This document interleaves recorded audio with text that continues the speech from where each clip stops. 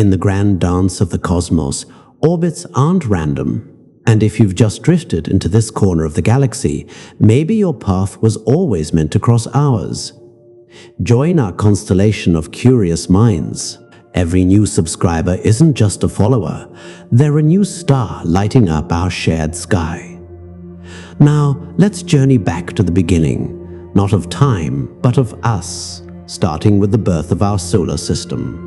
Imagine a place so cold it steals warmth from thought itself, a place where time doesn't tick at pools, thick and slow like honey in winter. This is not the edge of the universe. It's right here, in our galactic neighborhood, just a few hundred light years from where you sit now. But you wouldn't recognize it. There are no stars overhead, only a faint, ghostly glow from distant suns, filtered through veils of dust so fine they'd vanish between your fingers like smoke. This is a molecular cloud, a stellar nursery. And for millions of years, it has done nothing but drift, silent and patient, through the spiral arms of the Milky Way. It's mostly hydrogen simple, ancient, the first element forged in the Big Bang. But woven through it are traces of something older still, stardust. Not poetic stardust, real stardust. Microscopic crystals of silicon carbide, graphite, diamonds smaller than a virus, each one forged in the fiery hearts of stars that lived and died before our sun was even a thought. These grains are survivors.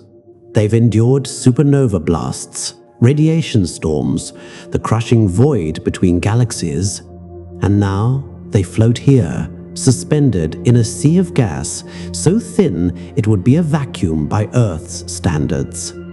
Yet in this near nothingness, the seeds of everything are waiting. The cloud is enormous, about 30 light years across. If you placed it where our solar system is now, it would swallow not just the sun and planets, but stretch far beyond Pluto, engulfing thousands of star systems in its cold embrace. But despite its size, it's fragile.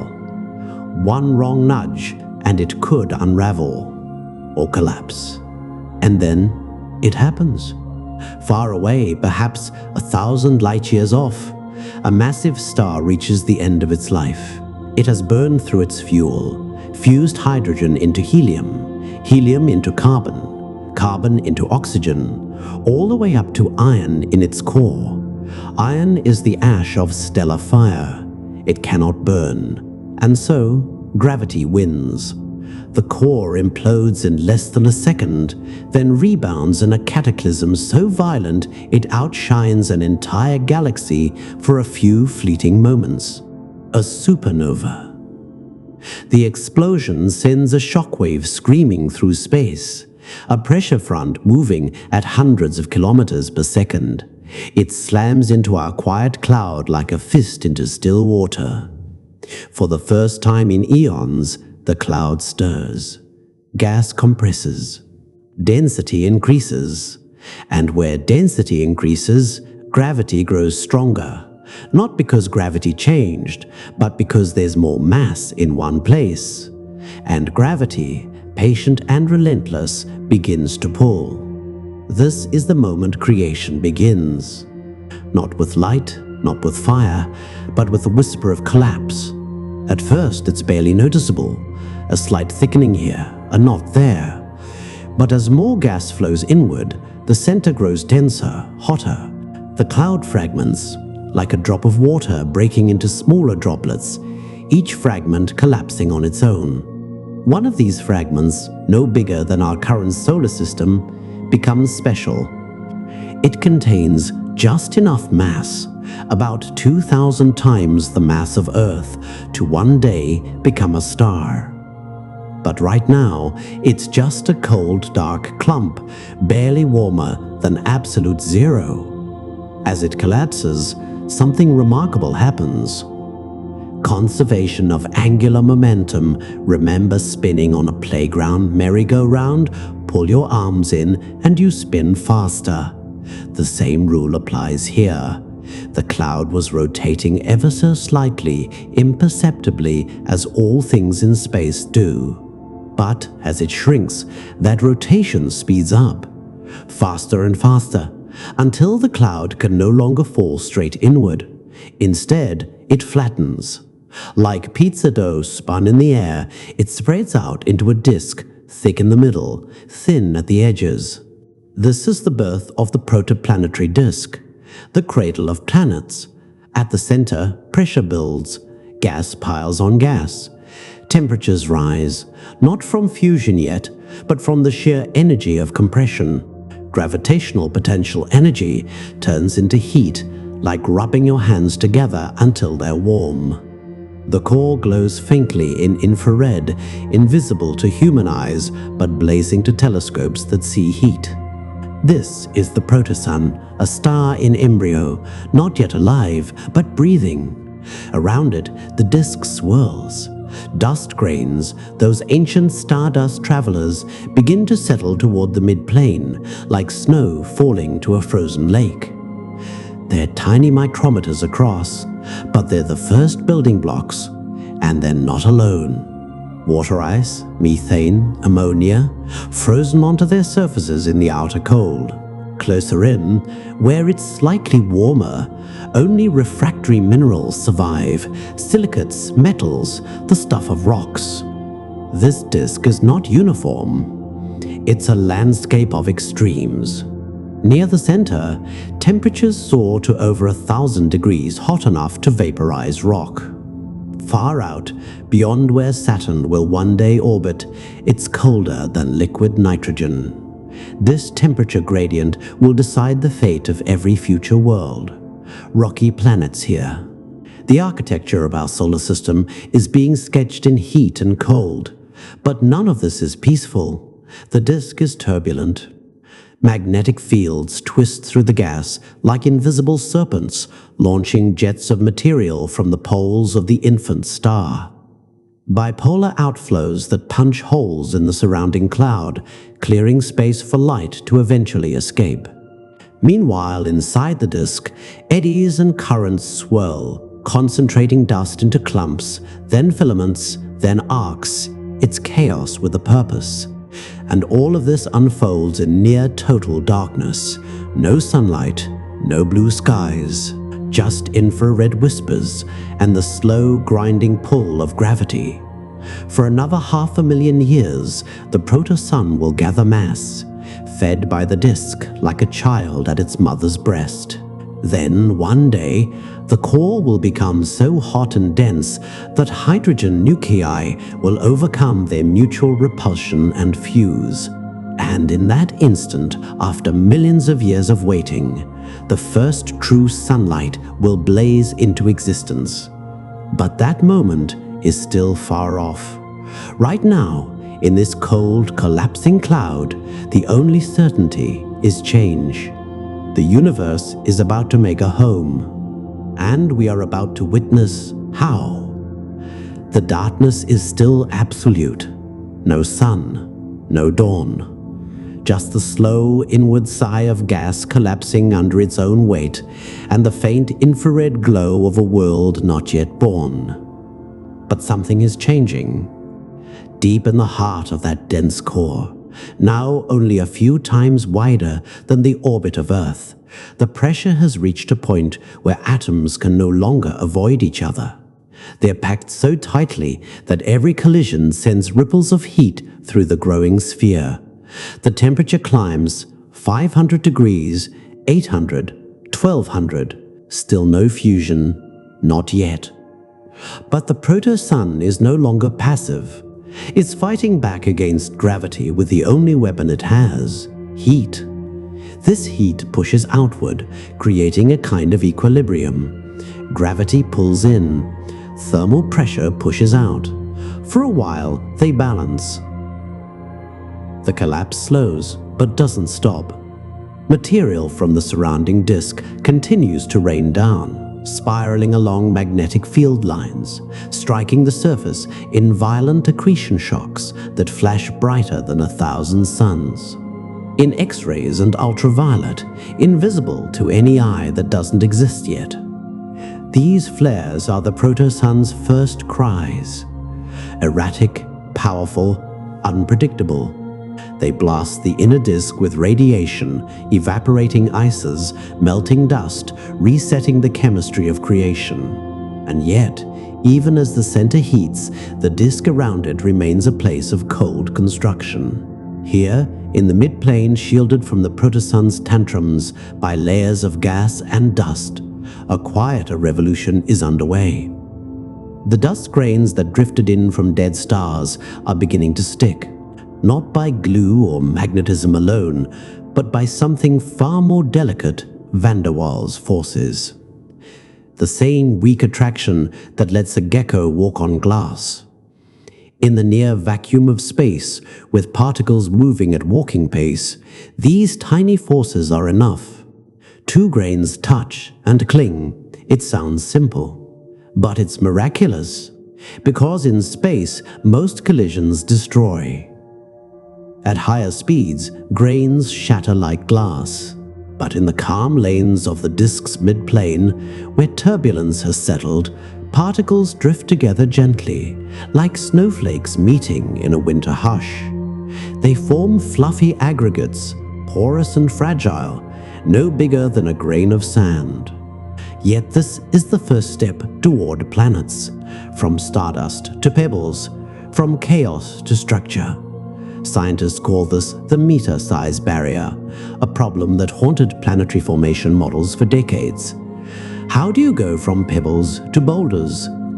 Because once objects reach the size of a beach ball, gas drag in the disk starts working against them. They lose orbital energy and spiral inward toward the protosun, doomed to be vaporized before they can grow. It seemed like a cosmic dead end, but nature found a way. Recent observations from the Atacama Large Millimeter Array, ALAMA, have shown something astonishing. In young disks like HL Tauri, bright rings and dark gaps appear, as if something massive is already clearing paths. But more subtly, ALMA detected clumps of millimeter-sized pebbles concentrated in swirling vortices like storms in the disk's atmosphere. These pressure bumps act as traps. Dust piles up, density increases, and gravity, once too weak to matter, suddenly wakes up. When enough pebbles gather in one place, their collective mass becomes significant. They begin to pull on each other, not just stick, collapse. This is the birth of planetesimals, the first true building blocks of planets, kilometers across, massive enough that their gravity dominates over gas drag. They don't spiral in, they stay, and they grow. But the disk is not uniform. Remember the temperature gradient? Close to the protosun, within what we now call the frost line. It's too hot for water to freeze. Only metals and rocky silicates can condense. Beyond the frost line, water ice becomes stable, and ice changes everything. It's stickier than rock. It coats dust grains like sugar on a donut, making collisions more likely to result in growth, not destruction. That's why the outer solar system could build giants. More solid material, more glue, more time. The frost line isn't a wall, it's a zone shifting inward as the protosun dims during its early accretion phase, then moving outward as it heats up. Its position, around 2 to 3 times Earth's current distance from the Sun, becomes the great divider. Inside, dry, rocky worlds. Outside, icy cores wrapped in gas. This single boundary will shape the destiny of every planet. Meanwhile, the protosun itself is evolving. It's still accreting, but less violently now. Its magnetic field, tangled by rotation, funnels material onto its poles in glowing columns of plasma. These accretion columns pulse with energy, lighting up the inner disk in bursts. Each outburst can last weeks, flooding the region with heat that resets mineral formation, melting calcium, aluminum, rich inclusions or CAIs, the oldest known solids in the solar system. These tiny refractory minerals, found today in meteorites like Allende, are timestamps. They formed in those first fiery flashes over 4.5 billion years ago when the sun was still a child. And then, after nearly 500,000 years of gathering mass, the core reaches a critical threshold, temperature 10 million degrees. Density 100 times that of solid lead. Conditions are ripe. Two protons, hydrogen nuclei, collide with such force that the strong nuclear force overcomes their electromagnetic repulsion. They fuse. A deuterium nucleus forms.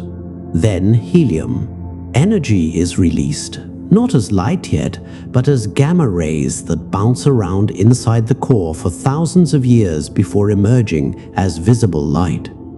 But the moment fusion begins in earnest, something profound happens. The protosum becomes a star.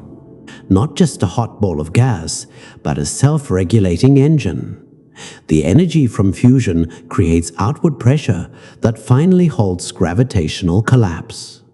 The sun is born, yet its birth cry is not gentle.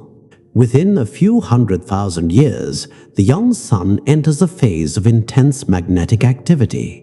It spins rapidly once every few days, and its magnetic field whips through the surrounding disk like a lasso.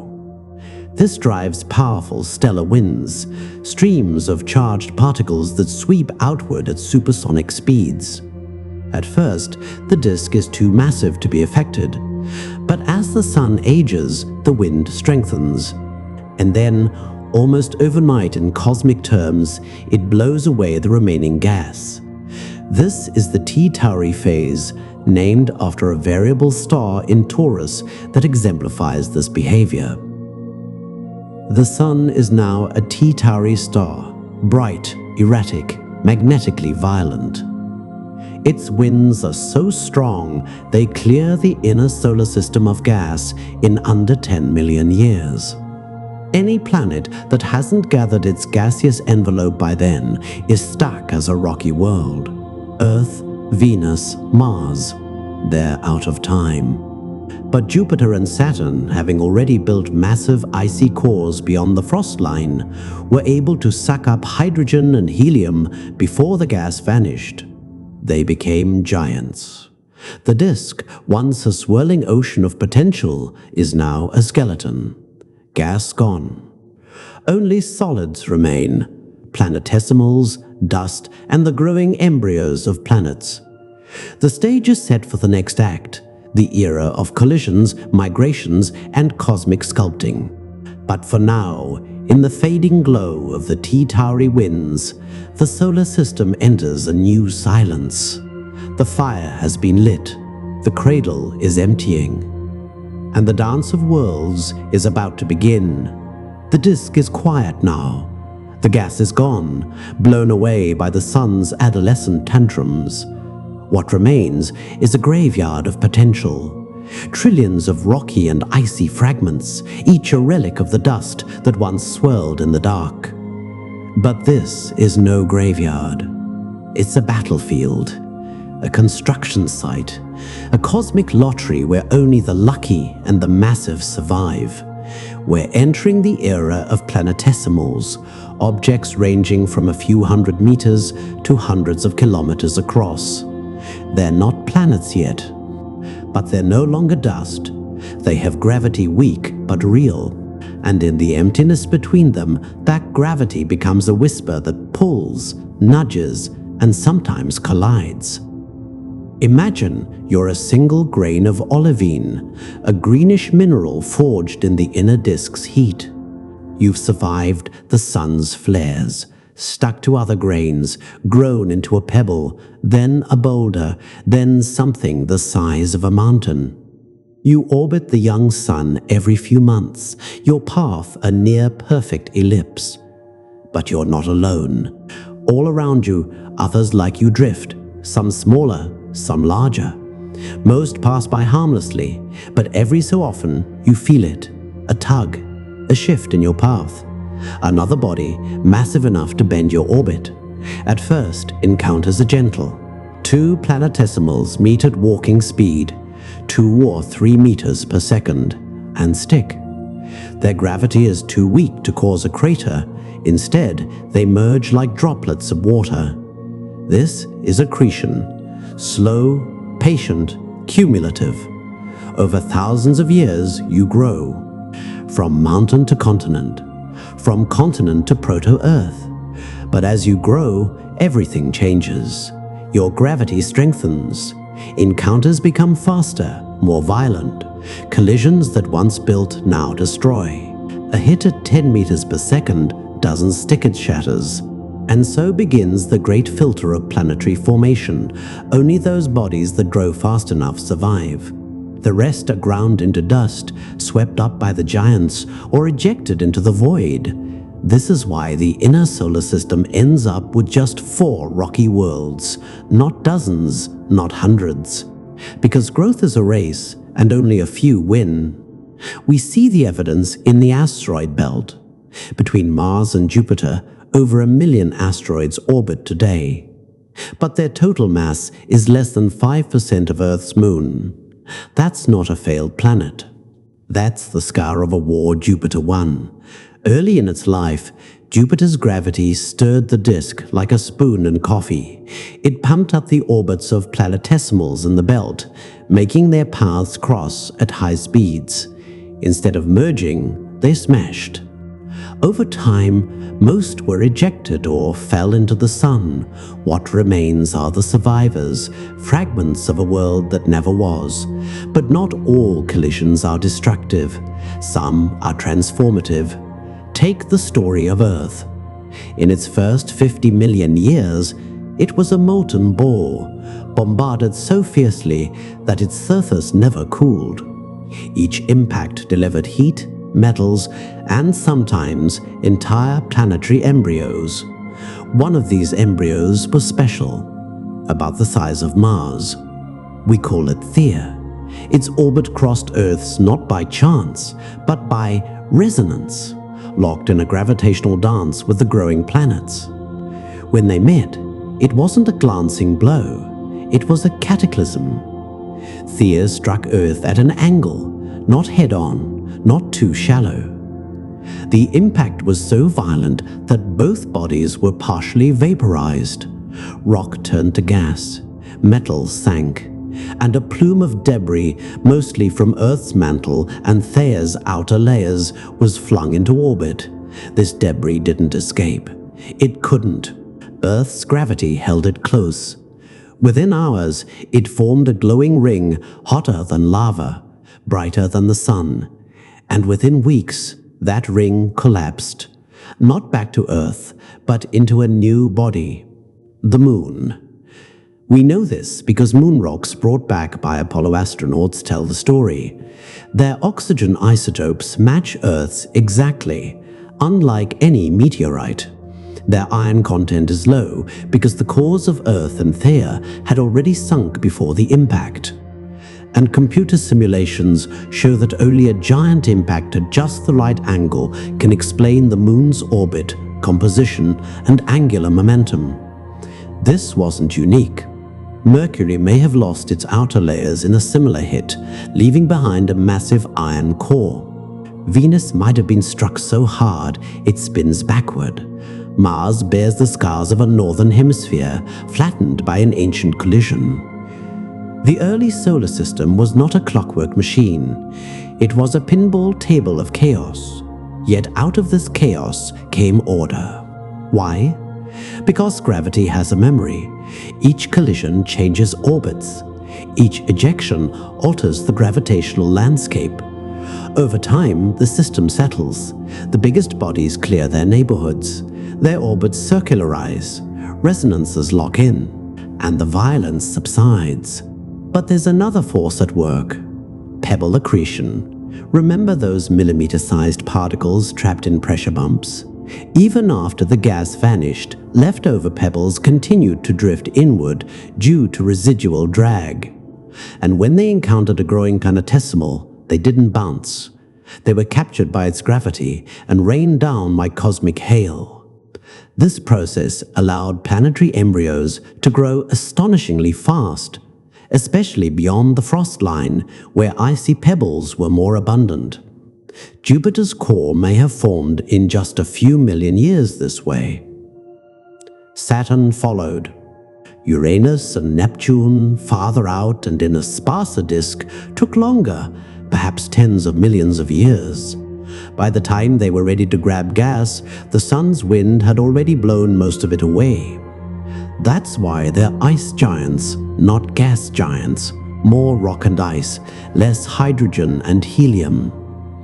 Back in the inner system, Earth, Venus, Mars, and Mercury were finishing their growth through giant impacts. But they faced another problem. They should be dry. The frost line was far beyond them.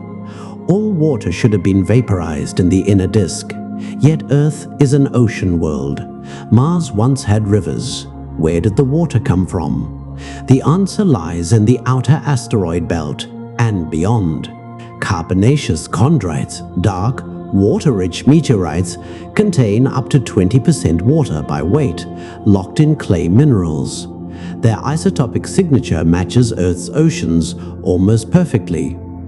These meteorites come from asteroids that formed beyond the frost line, then migrated inward during the chaos of planetary migration. So Earth's water wasn't born here, it was delivered by asteroids. Possibly by comets, though their deuterium levels are often too high. The real heroes were the wet rocks from the outer belt thrown inward by Jupiter's gravity during its early wanderings. This delivery didn't happen all at once, it came in waves. The first during the main accretion phase. The second during a later cataclysm we call the late heavy bombardment, though that story belongs to the giants. For now, in this era of dust and collisions, the inner solar system is taking shape. 4 rocky worlds, a shattered belt of asteroids, and silence returning. Not the silence of emptiness, but the silence after storm. But the giants are not done. Far out, where the sun is just a bright star in a black sky, Jupiter is about to move. And when it does, the entire solar system will tremble. Out beyond the frost line, where sunlight is a pale memory and temperatures hover just above absolute zero, the true architects of the solar system were stirring. Jupiter, Saturn, Uranus, Neptune. They weren't just planets, they were gravitational titans, and their movements would rewrite the destiny of every world, including Earth. Jupiter formed first. Its core 10 times the mass of Earth, coalesced from ice and rock in the dense outer disk where pebbles were abundant and sticky. Once that core reached a critical mass, it began to pull in hydrogen and helium from the surrounding nebula like a cosmic vacuum. Within a few thousand years, it ballooned into a gas giant. Its gravity so strong it carved a gap in the disk, a trench in the swirling gas that marked its orbit like a scar. But here's the puzzle. The sun's T-Tauri winds blew away the gas in less than 10 million years. How did Jupiter grow so fast? The answer lies in the efficiency of pebble accretion. While rocky embryos in the inner system struggled to gather mass from sparse collisions, Jupiter's core swept up icy pebbles drifting inward from the cold outer reaches. These pebbles didn't just add mass, they delivered it rapidly, like a conveyor belt feeding a growing monster. Simulations show Jupiter could have reached its full size before the gas vanished. Saturn followed, though more slowly. Its core formed farther out, in a region where material was sparser. But once it began accreting gas, it caught up, though never matching Jupiter's might. Together, they became a pair. and pairs in a disk don't stay still. As Jupiter and Saturn grew, they exchanged angular momentum with the gas around them. Jupiter, being more massive, lost angular momentum and began to drift inward toward the Sun. Saturn, gaining angular momentum, drifted outward. This is called Type 2 migration, and it's as inevitable as a leaf spiraling down a drain. Left unchecked, Jupiter would have plunged into the inner solar system, scattering Earth and Venus like billiard balls, possibly even swallowing them. But something stopped it. When Jupiter and Saturn crossed a 2-to-1 orbital resonance, meaning Saturn orbited once for every 2 orbits of Jupiter, their gravitational tugs began to sink. Like 2 pendulums swinging in rhythm, they locked. And in that lock, their migration reversed. Jupiter began to move outward. Saturn followed. This U-turn is the heart of the Grand Tack hypothesis, a theory that explains why the inner solar system is so small, so dry, and so oddly structured. Imagine Jupiter's inward journey. As it moved through the asteroid belt, its gravity scattered planetesimals like leaves in a storm. Some were flung inward, delivering water-rich material to the growing Earth. Others were ejected entirely. The belt was scoured, depleted, left with only fragments. Then, as Jupiter reversed course and migrated back out, it swept the region again, this time pushing material outward, mixing inner and outer populations. That's why we find both dry, rocky asteroids and wet, carbon-rich ones in the same belt today. Jupiter didn't just pass through it, remix the pantry of the solar system. And Earth? It was saved. Had Jupiter kept moving inward, our planet might not exist. Instead, the Grand Tack cleared the inner disk of excess material, limiting the number of rocky planets and preventing Earth from becoming a super-Earth, a common type of planet seen around other stars, but absent here. Our solar system is unusual, not because it's full of giants, but because it's so empty in the middle. But the giants weren't done. Farther out, Uranus and Neptune faced a different challenge. They formed later in a disk already thinning from the sun's winds. Their cores grew slowly, so slowly that by the time they were ready to grab gas, most of it was gone. They became ice giants, more rock and ice than hydrogen, smaller and denser than Jupiter and Saturn. But their orbits were unstable, too close together, too chaotic. Then came the moment everything changed. As the gas disk finally dissipated, the gravitational balance between the 4 giants shifted. Without gas to dampen their motions, their orbits began to interact. Jupiter and Saturn's resonance pushed Uranus and Neptune outward violently. Neptune may have formed closer to the Sun than Uranus, then been flung beyond it in a gravitational slingshot. As Neptune migrated outward, perhaps as far as twice its current distance, it plowed through a vast disk of icy planetesimals left over from formation. This disk, the primordial Kuiper belt, was dense, stretching from just beyond Neptune to perhaps 30 or 40 astronomical units out. Neptune's gravity scattered these objects in all directions. Some were ejected into the Oort cloud, a spherical shell of comets surrounding the solar system. Others were thrown inward, toward the terrestrial planets. And that's when the sky began to fall.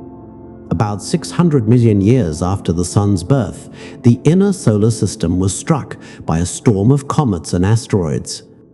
Craters from this era scar the Moon, Mercury, Mars, every ancient surface we can see. This is the late heavy bombardment. For tens of millions of years, impacts were constant.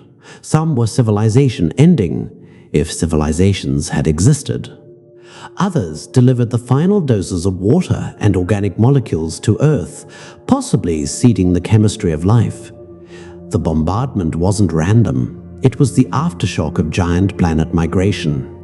Computer models, like the famous Nice model, named after the city in France where it was developed, show that a delayed instability in the outer planets could trigger exactly this kind of cataclysm hundreds of millions of years after formation.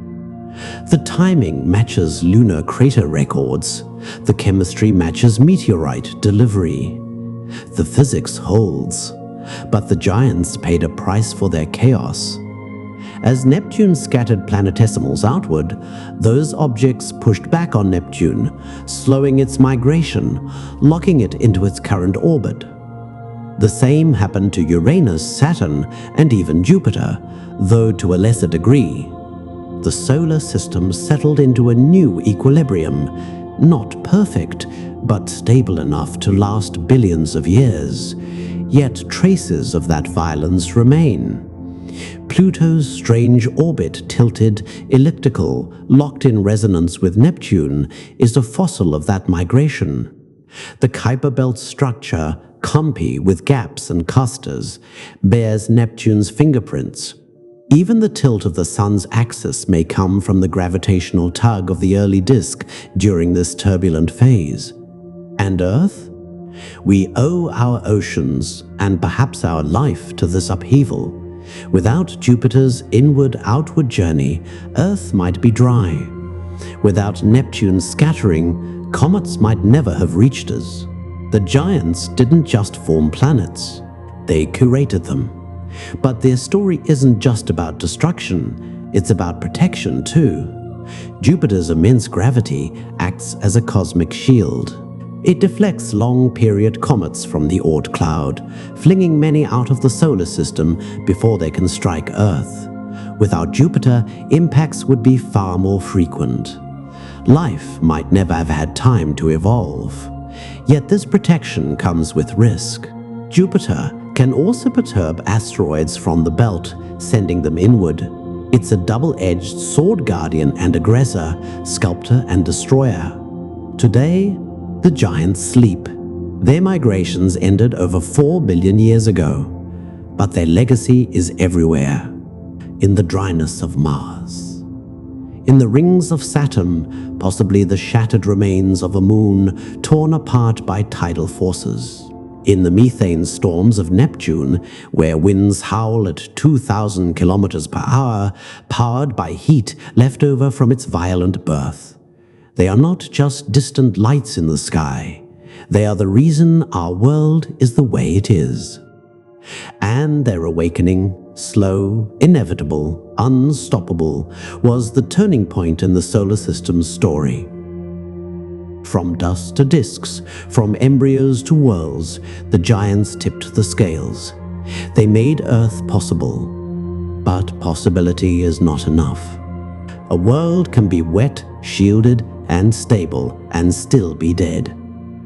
What turned Earth from a rock into a cradle? That's the next chapter. The most fragile, the most miraculous of all. Earth is burning, not metaphorically, literally. Its surface is a seething ocean of magma, glowing red and orange under a sky choked with vaporized rock and metal. There is no ground, no water, no air as we know it. Just a thick, toxic shroud of carbon dioxide, nitrogen, and steam, heated to hundreds of degrees by relentless impacts and the decay of radioactive elements. This is Earth, 50 million years after the Sun's birth. A world forged in violence, still cooling from its own creation. And yet, within a few 100 million years, this hellscape will become blue. Oceans will form, continents will rise, and life will stir in the shallows. How? How does a scorched, molten rock become a cradle for life? The answer is not in one miracle, but in a chain of them. Each improbable, each essential, each written in stone, ice, and chemistry. First, Earth had to cool. Not all at once, but in stages. As the bombardment waned and the magma ocean began to solidify, a thin crust formed like skin on cooling soup. But beneath it, heat still churned. Radioactive isotopes like aluminum-26 and uranium-238, forged in dying stars and baked into Earth's building blocks, decayed and released energy. This kept the interior molten, driving convection, powering the geodynamo that would one day generate our magnetic field, a shield against solar wind that would protect the atmosphere for billions of years. But cooling alone wasn't enough. Earth needed water. And here lies one of the great paradoxes of planetary science. Earth formed inside the frost line, where temperatures were too high for water ice to survive. The dust that built it was dry, like the moon, like Mercury. So why is Earth 70% ocean? The answer, as we've glimpsed, came from afar, from the outer asteroid belt, from comets, from icy planetesimals scattered inward during Jupiter's migration. But not all water is the same. Water molecules contain hydrogen, and hydrogen comes in two forms: regular hydrogen and deuterium, a heavier isotope with a neutron in its nucleus. The ratio of deuterium to hydrogen, DH, is like a fingerprint. It tells us where water formed. Comets from the distant Oort cloud have high DH ratios, too high to match Earth's oceans. But carbonaceous chondrite meteorites, the kind that come from asteroids beyond the frost line, have DH ratios almost identical to seawater. That's the smoking gun. Most of Earth's water didn't come from comets.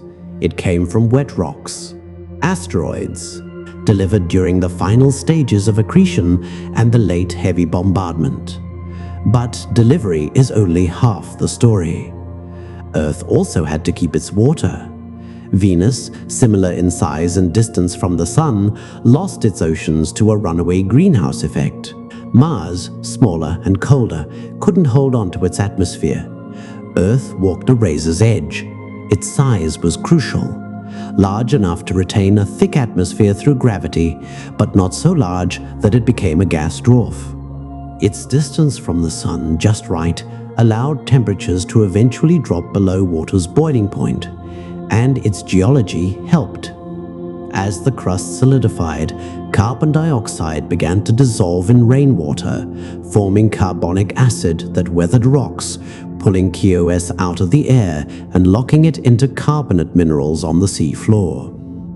This thermostat, called the carbonate silicate cycle, stabilized Earth's climate for eons. Then came the Moon. We've spoken of the giant impact that formed it. But the Moon did more than give us tides and nightlight. Its formation reset Earth's spin. Before the impact, Earth may have rotated once every few hours. Afterward, the day lengthened to about 5 hours, and tidal friction from the Moon has been slowing it ever since. More importantly, the impact may have stripped away Earth's early atmosphere, giving it a fresh start, a thinner, more manageable envelope that could evolve with life. And the Moon stabilized Earth's tilt.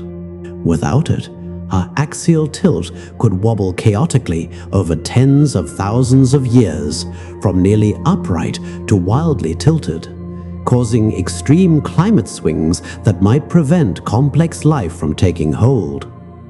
The Moon is our anchor in time. But even with water, atmosphere, and stability, Earth needed one more ingredient: chemistry. The building blocks of life, amino acids, nucleotides, lipids, don't form easily in sterile rock. Yet meteorites like Murchison, which fell in Australia in 1969, contain over 80 different amino acids, including many used by life on Earth. These weren't contaminated after landing. They formed in space, in the cold hearts of asteroids, through reactions driven by water and heat over millions of years. So when those wet asteroids struck early Earth, they didn't just bring water. They brought organic molecules, prebiotic soup delivered from the stars. Combined with energy from lightning, volcanic vents, and UV radiation, these molecules could link, replicate, and eventually self-organize. The first life likely didn't appear in sunlit pools, as once thought, but in deep-sea hydrothermal vents, alkaline vents. Like Lost City, where warm, mineral-rich water percolates through porous rock. There, natural proton gradients across mineral membranes could have powered the first metabolic reactions, long before cells evolved. It's a slow, quiet beginning, not a spark, but a seep. And it happened fast. The oldest known fossils, microbial mats in Western Australia, are 3.5 billion years old. Zircon crystals from Jack Hills in Western Australia contain graphite with a biological carbon isotope signature, dating back 4 1/10 billion years, just 500 million years after Earth formed. Life didn't wait. It seized the first window of stability. But Earth's path was never smooth. After the late heavy bombardment, the surface may have been sterilized again and again. Each impact could have boiled the oceans, shattered the crust, reset the clock. Yet life returned, or never left, perhaps hiding in deep crustal refuges, waiting for the sky to clear. This resilience is part of the miracle. Earth isn't just habitable, it's persistently habitable. For over 4 billion years, despite asteroid strikes, ice ages, supervolcanoes, and shifting continents, life has endured. Not because Earth is gentle, but because it's dynamic. Plate tectonics recycles carbon, regulates climate, builds mountains, and creates new habitats. The magnetic field deflects solar storms. The atmosphere filters radiation. Everything is connected, and it all traces back to how Earth formed, its size, its composition, its position, its violent youth. Without Jupiter's migration, no water. Without the Moon forming impact, no stable climate. Without plate tectonics driven by internal heat from accretion and radioactivity, no long-term climate control. Earth is not a passive stage where life happened. It's an active participant, a planet that learned to live. And that makes its blue hue more than beautiful. It's rare. Among the thousands of exoplanets discovered, few match Earth's combination of size, orbit, water content, and geological activity. Many are super-Earths with crushing atmospheres. Many orbit red dwarfs blasted by flares. Many are dry or frozen or tightly locked. We may be alone in this galaxy, or we may not. But either way, Earth's story is not inevitable. It's the product of a precise sequence of cosmic events, each one contingent, each one fragile.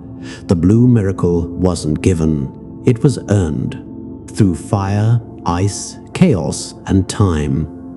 And now, for the first time in 4.5 billion years, something on Earth looks back at the stars and asks, how did we get here? That question, born of stardust, shaped by giants, nurtured by oceans, is the final echo of our origin. The story is over. The planets have settled. The bombardments have ceased. Life has taken root on one small world. But the past is not gone. It's hidden in rocks that fall from the sky, in ice that drifts at the edge of the sun's reach, in the silent rings of distant stars. The solar system's birth is written everywhere, if you know how to read it. We begin with a stone. Not just any stone, but one that landed in the Egyptian desert in 1911. It's called Nakhla. Dark, dense, full of glassy veins. For decades, it was just another meteorite. Then, in the 1990s, scientists found something inside. Microscopic tunnels, carbon-rich globules, and minerals that only form in the presence of water. Not Earth water, Martian water. Nakhla is a piece of Mars, blasted off the surface by an ancient impact, wandering the solar system for millions of years until it fell to Earth. But even more precious are meteorites that never belong to planets. Carbonaceous chondrites like Allende, which lit up the Mexican sky in 1969, are time capsules from the dawn of the solar system. They contain chondrules, tiny melted droplets of silicate that froze in the disk's heat. They contain calcium-aluminum-rich inclusions, CAIs, the first solids to condense when the Sun was still a protostar. And they contain pre-solar grains, microscopic diamonds, silicon carbide, graphite, each older than the Sun itself, forged in the winds of red giants and supernovae. In laboratories, scientists isolate these grains. They zap them with ion beams, measure their isotopes with mass spectrometers so sensitive they can detect a single atom out of a billion. And what they find is astonishing. Some grains formed in the outflows of stars that died over 7 billion years ago, 2.5 billion years before our Sun was born. These are literal stardust. The atoms in your body, carbon, oxygen, iron, passed through those stars, were scattered in their deaths and became part of the cloud that birthed us. Meteorites are not debris, they are archives. Their chemistry tells us the temperature of the disk at different distances. Their magnetic minerals record the strength of the young Sun's field.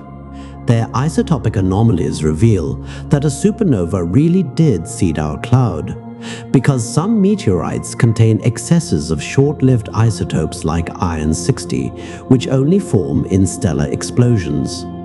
Then there are comets, icy wanderers from the Kuiper Belt and Oort cloud. When they near the Sun, they sprout glowing tails, but their nuclei remain frozen relics. The European Space Agency's Rosetta mission orbited comet 67P Churyumov-Gerasimenko for 2 years, even landing a probe on its surface. It found that 67P's water has a deuterium to hydrogen ratio 3 times higher than Earth's, confirming that comets like this weren't the main source of our oceans. But it also found glycine, an amino acid, and phosphorus, a key ingredient in DNA. Comets may not have brought Earth's water, but they likely delivered some of life's raw materials. And then there's the Kuiper Belt itself, a ring of icy bodies beyond Neptune. Pluto, Eris, Haumea. They're not oddities, they're survivors. Leftover planetesimals that never grew into planets because Neptune's migration scattered most of their neighbors. NASA's New Horizons mission flew past Pluto in 2015, revealing mountains of water ice, glaciers of nitrogen, and a possible subsurface ocean. Then it visited Arrokoth, a contact binary, 2 lobes gently stuck together like a snowman. Arrokoth's smooth surface, lack of craters, and uniform color tell a story. It formed in a calm, cold region of the disk where objects merged slowly, without violence. It's the most pristine planetesimal we've ever seen, a fossil from the era of dust accretion. But we don't need to leave the solar system to find clues. Telescopes now let us watch other systems being born. The Atacama Large Millimeter Array, ALMA in Chile, has imaged dozens of protoplanetary disks around young stars. Some show concentric rings, like grooves on a vinyl record. Others have spirals, gaps, asymmetries. HL Tauri, a star just 1 million years old, has a disk with at least 8 dark gaps, each likely carved by a growing planet. These images confirm what we inferred from meteorites. Disks are structured, dynamic, and planet-forming from the start. And when we look at exoplanets, over 5,000 confirmed so far, we see that our solar system is unusual. Most stars have super-Earths close in. Many have hot Jupiters orbiting closer than Mercury. Our system, with small rocky planets inside and gas giants far out, is rare. That suggests the grand tack, Jupiter's inward-outward migration, might not be common. Perhaps Earth-like worlds are rarer than we hoped, or perhaps not. The James Webb Space Telescope is now analyzing the atmospheres of distant worlds, searching for water, methane, carbon dioxide signs of habitability. One day, it might detect biosignatures, and if it does, we'll know we're not alone. But even if we are, the story remains profound. We are made of atoms forged in stars that died before the sun existed. We live on a planet shaped by collisions, migrations, and cosmic deliveries. Our water came from asteroids scattered by a giant planet. Our stability comes from a moon born in fire. Our chemistry was seeded by comets and meteorites. Every breath we take connects us to the supernova that triggered our birth cloud, to the dust that clung in the dark, to the disk that spun in silence before light. This isn't poetry. It's measurable, testable, verified. When you hold a meteorite, you hold a piece of the original solar system. When you drink water, you drink molecules that once orbited a young sun in ice beyond the frost line. When you look at the moon, you see the scar of a collision that made Earth livable. The formation of the solar system wasn't just an astrophysical event. It was the prelude to consciousness, to wonder. To documentaries like this one, we are the universe becoming aware of itself, and our origin story is written in stardust, stone, and ice. So the next time you stand under a clear night sky and see Jupiter glowing steady and bright, remember that giant didn't just form out there. It formed us. It cleared our path, delivered our water, shielded our world. And in doing so, it made possible the fragile, fleeting miracle of a human being looking up and asking, "Where did I come from?" The answer is all around you. In the ground beneath your feet, in the air in your lungs, in the water in your veins. You are not separate from the cosmos. You are the cosmos, awake, alive, and remembering. And that is the greatest story ever told.